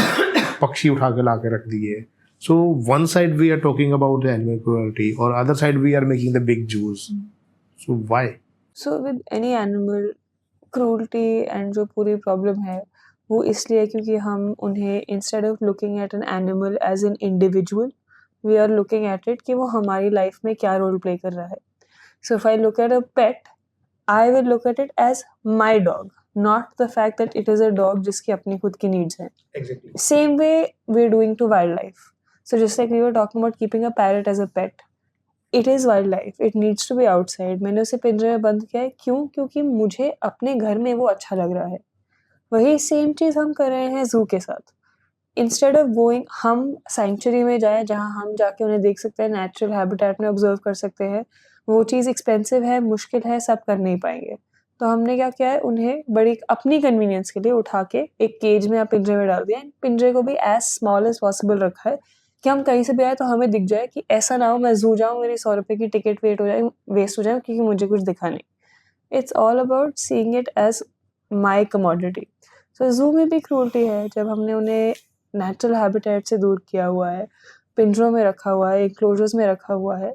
इट इज़ स्टिल क्रूल्टी, बस हम उसे इस तरह से देख नहीं पाते हैं. ओनली थिंग बीइंग कि zoos are state sponsored, वो टूरिज्म में आता है. इट इज फिर भी I don't you think कि जू को बैन ही कर देना चाहिए, जू बंद करके एक सेंचुरीज बना देनी चाहिए वाइल्ड लाइफ, कि वहां पे जाओ देखो एनिमल जो दिख गया तुम्हारी किस्मत में. a lot of zoos are running conservation projects where जिन जानवरों को उन्होंने रखा हुआ है वो कंजर्वेशन के नाम पे रखा हुआ है कि हम इस स्पीशीज को एक्सटिंक्ट होने से बचा रहे हैं, इनकी ब्रीडिंग करके इन्हें इनके नंबर्स अप रख रहे हैं, या हम wild life rescue and research centre बने हुए हैं. सो आप जू को चाहे कंजर्वेशन का सेंटर बना दो या उसे कोई भी रीनेम कर दो, क्रूल्टी इज क्रूल्टी. अब there's two ways to address that cruelty, right? ए या तो ऑर्गेनाइजेशनल वे से कि जू को शट डाउन ही कर दे, या हम अपने इंडिविजुअल लेवल पे वो रिस्पॉन्सिबिलिटी ले, जू जाने से मना करे एंड उस वे से वो शट डाउन हो. So in all sorts of cruelty, there's two ways to go about it. With zoo, if I refuse to go and everyone around me refuses to go to the zoo has no reason to be in profit and it will shut down. Same for any form of animal cruelty, same for breeding. It's the same for animal product, it's the same for slaughter. अगर हम individual choices से उसे छोड़ते हैं, it becomes much easier to demand for it to be shut down. Right now, I can't go to a zoo and say कि आप ये zoo बंद करो, आप cruelty कर रहे हो, because their easiest defense is कि इतने लोग आके हमें देख रहे हैं. एग्जैक्टली. क्योंकि अगर वैसे देखा जाए तो एनिमल्स को देखना तो सेंचुरीज में जाओ, वाइल्ड लाइफ सेंचुरी जाके देख सकते हो. हाँ, एक डर है कि 4 दिन आप शेर को देखने गए थे, किसी शेर ने आपको देख लिया. सो जूस के साथ भी इशू पता है क्या है, जितना मैंने ऑब्ज़र्व करा है और जितना मेरे को फ्रेंड्स ने बताया है, जो भी रिपोर्टिंग आई है मेरे पास, इवन चंडीगढ़ का जो ज़ू है वहाँ पे एनिमल्स की उतनी हालत अच्छी नहीं है. मेरा अभी अपनी पर्सनल एंड से पेंडिंग है उधर जाके विज़िट करना. अभी इंस्टाग्राम पे रील्स भी वायरल हुई थी कि जो लायन सफारी है छतबीर ज़ू में सिडेटिव हैं.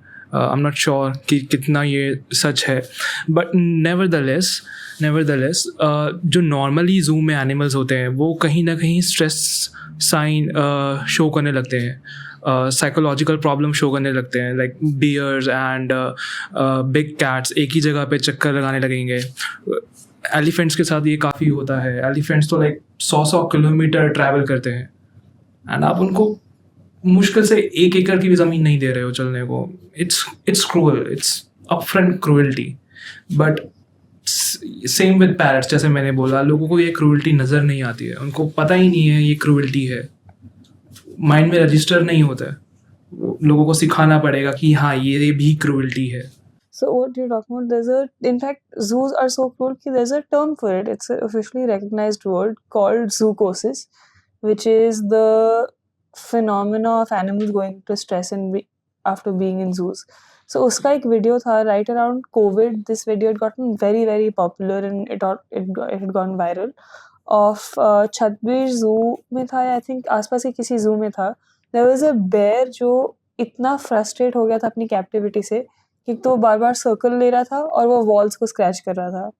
Across the world, I mean Chandigarh and India is still a small place. If you across the world, there have been cases of animals जो zoo में इतना frustrate हो चुके हैं कि they have taken their own lives in the zoo. There was I think the most popular of which was, I mean, ये बहुत ऐसे immediate जो आपके सामने हो रहा है उससे बहुत दूर का केस है, but it was a very very famous case of an orca. An orca is a killer whale जो एक टैंक में था. The tank was just big enough कि the orca could swim in a circle. And वो पूरी life में वहाँ पे इतना frustrated रहा कि at the end he started hitting his head into the wall, and वो wall में अपना सिर मार के उसने अपनी खुद की जान ले ली. An animal who committed suicide because it was so tired of captivity. This is one very well known case. It happens in almost every zoo in the world. The same thing has happened in zoos in and around Chandigarh where you have animals जिन्होंने अपने आप को mutilate करना शुरू कर दिया है क्योंकि वो इतने stress में है. अब zoo को आप देखोगे, easy to feel bad. Same thing happens to parrots in cages. They're social animals. उन्हें जैसे हमें और humans के साथ रहना है, हम isolation में जाएंगे तो हमें effect feel होता है. You saw it in COVID with everyone. Post-COVID, we've seen an increase in depression and anxiety because हम isolated थे, and it's not something जो हमारे लिए normal है. Same way with parrots, you have parrots जो अकेले केज में हैं, जो इतना frustrated हो चुके हैं, अपने खुद के feathers निकालना शुरू कर देते हैं या उनके बाल झड़ने लग जाते हैं, just out of stress of being in captivity. So this stress is transferring from human being to animals now.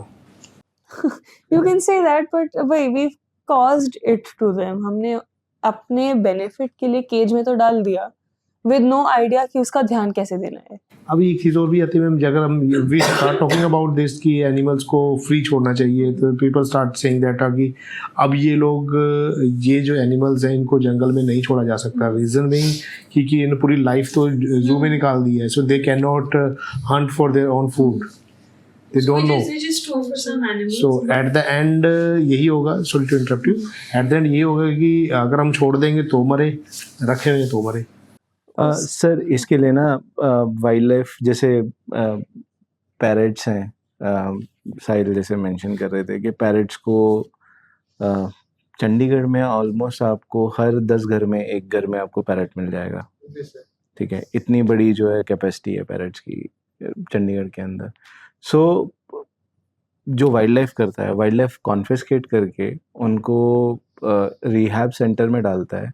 वैसे ही रिहैब सेंटर हर एक एनिमल के लिए बने हुए हैं जो उनको वाइल्ड में रहने का तरीका समझाते हैं.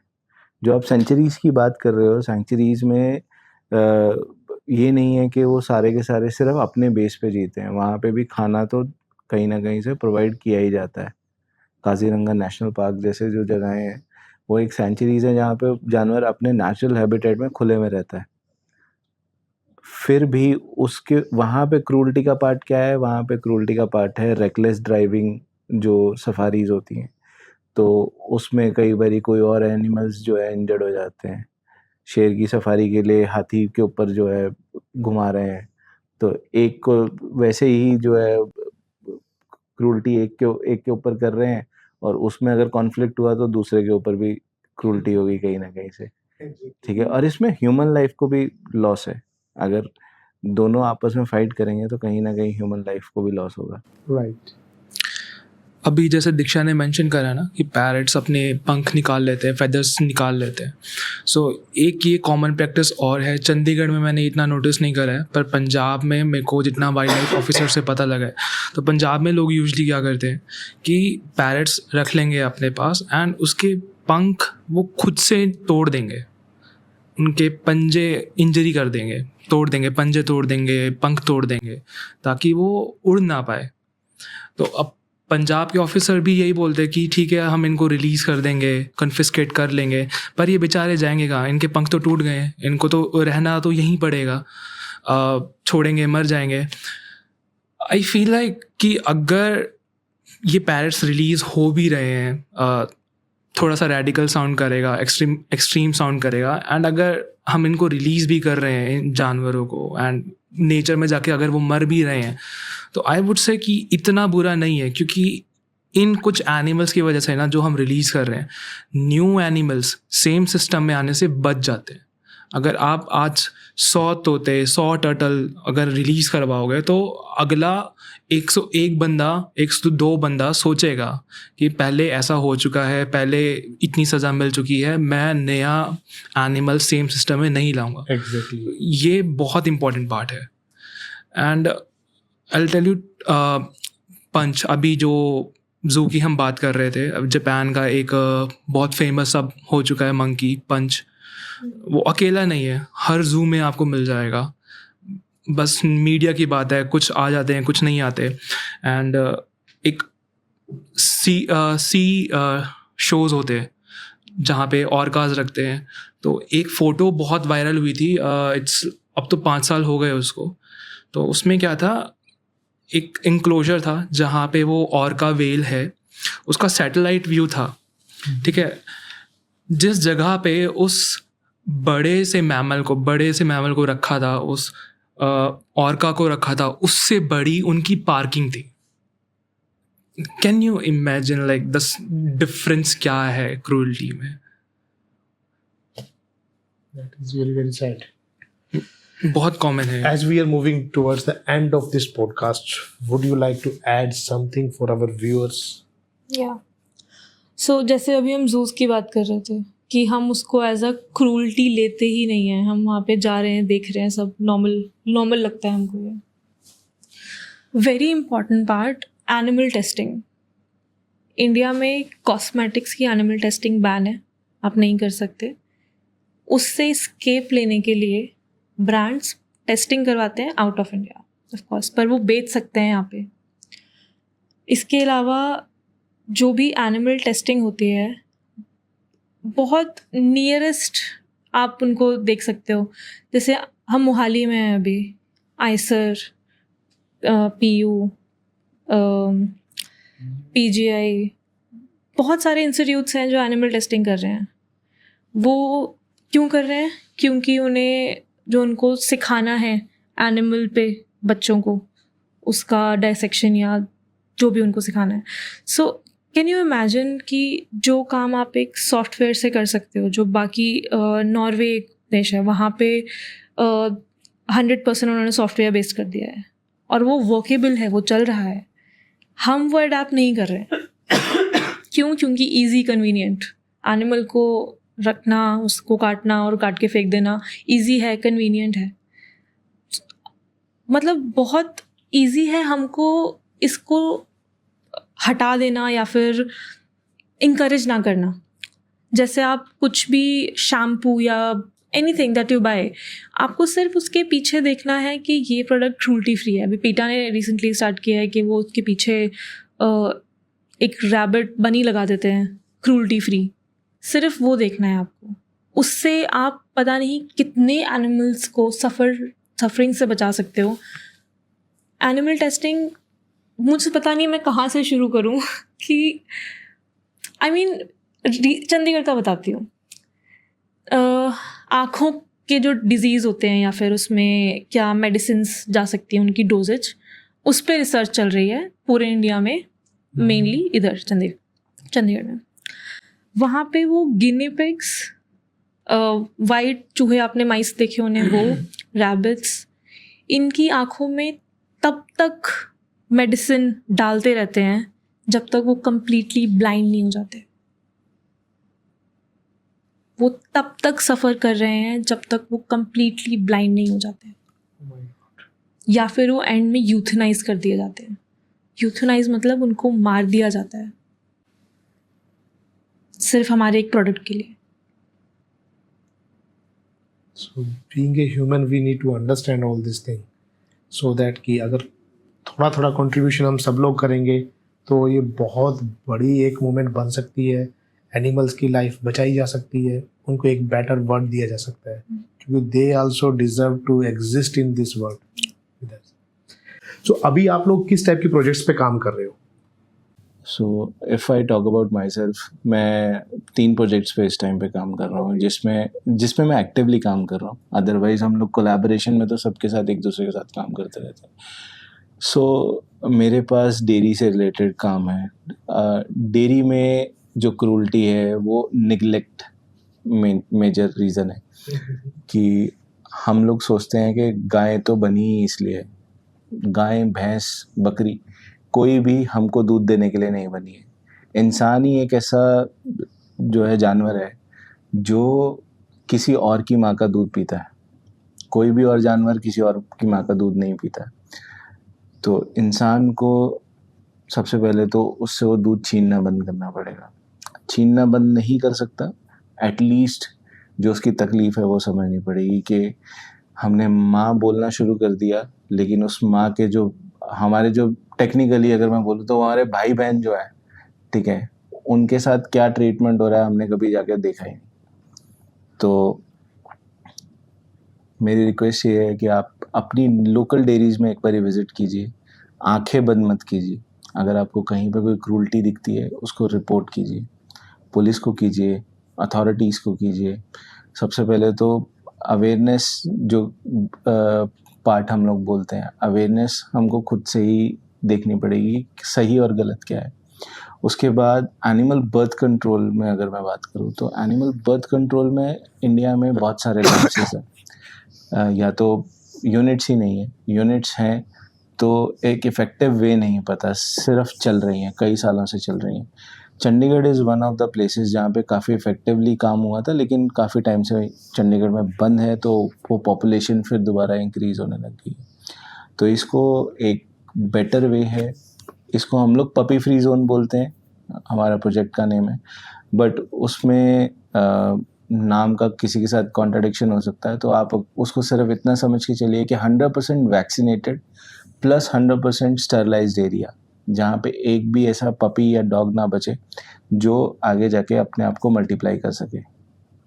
अगर मल्टीप्लाई नहीं करेगा, बाइट्स नहीं होंगी, बिकॉज जब फीमेल्स हीट पे आती हैं तो मेल्स आपस में फाइट करते हैं मेट करने के लिए, या मदर्स जब बच्चे दे देती हैं तो अपने बच्चों को प्रोटेक्ट करने के लिए जो है वो बाइट कर सकती हैं। तो हमको वो बाइट को प्रिवेंट करने के लिए स्टरलाइज करना बहुत ज़रूरी है।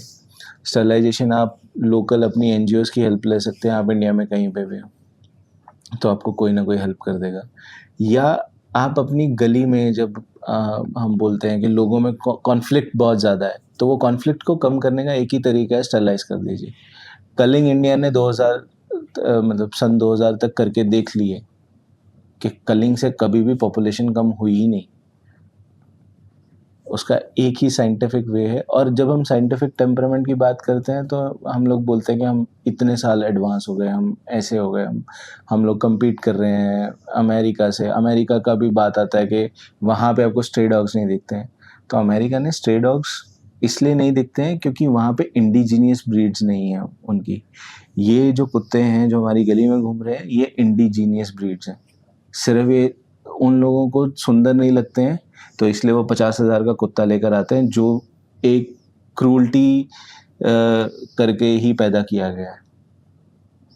क्रूल्टी हर जगह है। तो अगर आपको वो 50,000 का कुत्ता लेना है, उसकी जगह आप एक इंडिगो पाल के देखो, आपको पता लगेगा कि उसमें वो कैसे जो है मतलब वो पेडिग्री डॉग से बेटर है। और आप क्रूल्टी को जो है सपोर्ट नहीं करोगे। आप एक 50,000 का कुत्ता लेकर आ रहे हो, वो क्रूल्टी आप सपोर्ट कर रहे हो, क्योंकि वहाँ पे भी फोर्सफुल जो है इम्प्रेग्नेंट किया जाता है फीमेल डॉग्स को, तो वो आप उसको भी एक तरह से रोक दोगे। एनिमल बर्थ कंट्रोल आपको 4 से 5,000 रुपये एक डॉग का खर्चा आएगा, ज़्यादा है, लेकिन अगर आप देखेंगे गली में लोगों को 10 लोगों को प्रॉब्लम है और 2 फीड करने वाले हैं, तो वो सब लोग कोलैबोरेट करेंगे तो 300-400 रुपये एक घर से आएगा और वो कुत्ता आपकी गली में दोबारा बच्चे नहीं देगा। बाइटिंग केसेस नहीं होंगे। 30 to 40% केसेस डाउन आ जाते हैं जब एक एरिया 100% स्टेरलाइज हो जाता है। और मेरा तीसरा प्रोजेक्ट जो है ये एक बहुत ही निगलेक्टेड रहता है और बहुत हम लोगों ने उसको वो कर दिया, हमारे सामने हो रहा है लेकिन हमने उसको कॉमन कर दिया कि यार ये तो ऐसे ही होता है। वो है एनिमल्स इन एंटरटेनमेंट। एक गिनी पिग से लेके जिसको यूज़ किया जा रहा है पैसे कमाने के लिए, उसका खेल तमाशा दिखा के, या एक कबूतर से लेके एक ऊँट तक राइड्स के लिए जो यूज़ किया जा रहा है, वो क्रूल्टी का पार्ट है। क्रूल्टी का पार्ट क्यों है? क्योंकि वो निगलेक्ट है। निगलेक्ट इस वजह से है क्योंकि इंडिया में जो 1978 में रूल्स बने परफॉर्मिंग एनिमल्स, उसके बाद रजिस्ट्रेशन उनकी कंपलसरी की गई 2001 में, वो कभी फॉलो की नहीं गई। अब रजिस्ट्रेशन अगर आप कंपलसरी करेंगे तो वेलफेयर कंपलसरी हो जाएगा। तो आपको कहीं पे भी कोई भी एनिमल जब देखें कि आप यूज़ किया जा रहा है राइड्स के लिए, उसको रिपोर्ट करें लोकल, कि इसका जो है रजिस्ट्रेशन चेक किया जाए। लोकल पुलिस को रिपोर्ट कर सकते हैं। Absolutely right. मेरे पास 3 प्रोजेक्ट्स हैं जिन पर मैं एक्टिवली काम कर रही हूँ। पहला है equine welfare, equine cruelty prevention, जिसमें चंडीगढ़ के सारे ही ट्राई सिटी के सारे घोड़ों की वेलफेयर और क्रूल्टी प्रिवेंशन करना मेरा काम है। तो बहुत सिंपल, आप कहीं पर भी घोड़ा देखें, ट्राई सिटी में या बाहर पूरे इंडिया में कहीं पर भी, आप हमारी हेल्पलाइन पर कॉल करें। हम आपको बताएंगे आप कैसे चेक कर सकते हो वेट, स्पाइक बिट, कोई भी इंजरी। अभी गर्मियाँ आने लग रही हैं, गर्मियों में किसी भी इक्वाइन से, किसी भी ऊँट, घोड़े, गधे से या खच्चर से 12 बजे से लेकर 3 बजे तक काम नहीं करवाया जा सकता जब टेम्परेचर 37 डिग्री सेल्सियस से ज़्यादा हो। तो इस टाइम पे स्पेसिफिकली आपको कोई भी एनिमल दिखता है, आप बस हेल्पलाइन पे कॉल करिए।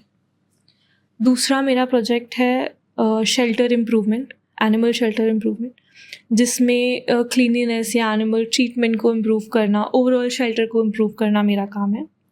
तो चंडीगढ़ में जो मैंने देखा है, या ट्राई सिटी की आप बात कर लीजिए, वॉलंटियरिंग का बहुत गैप है शेल्टर्स में।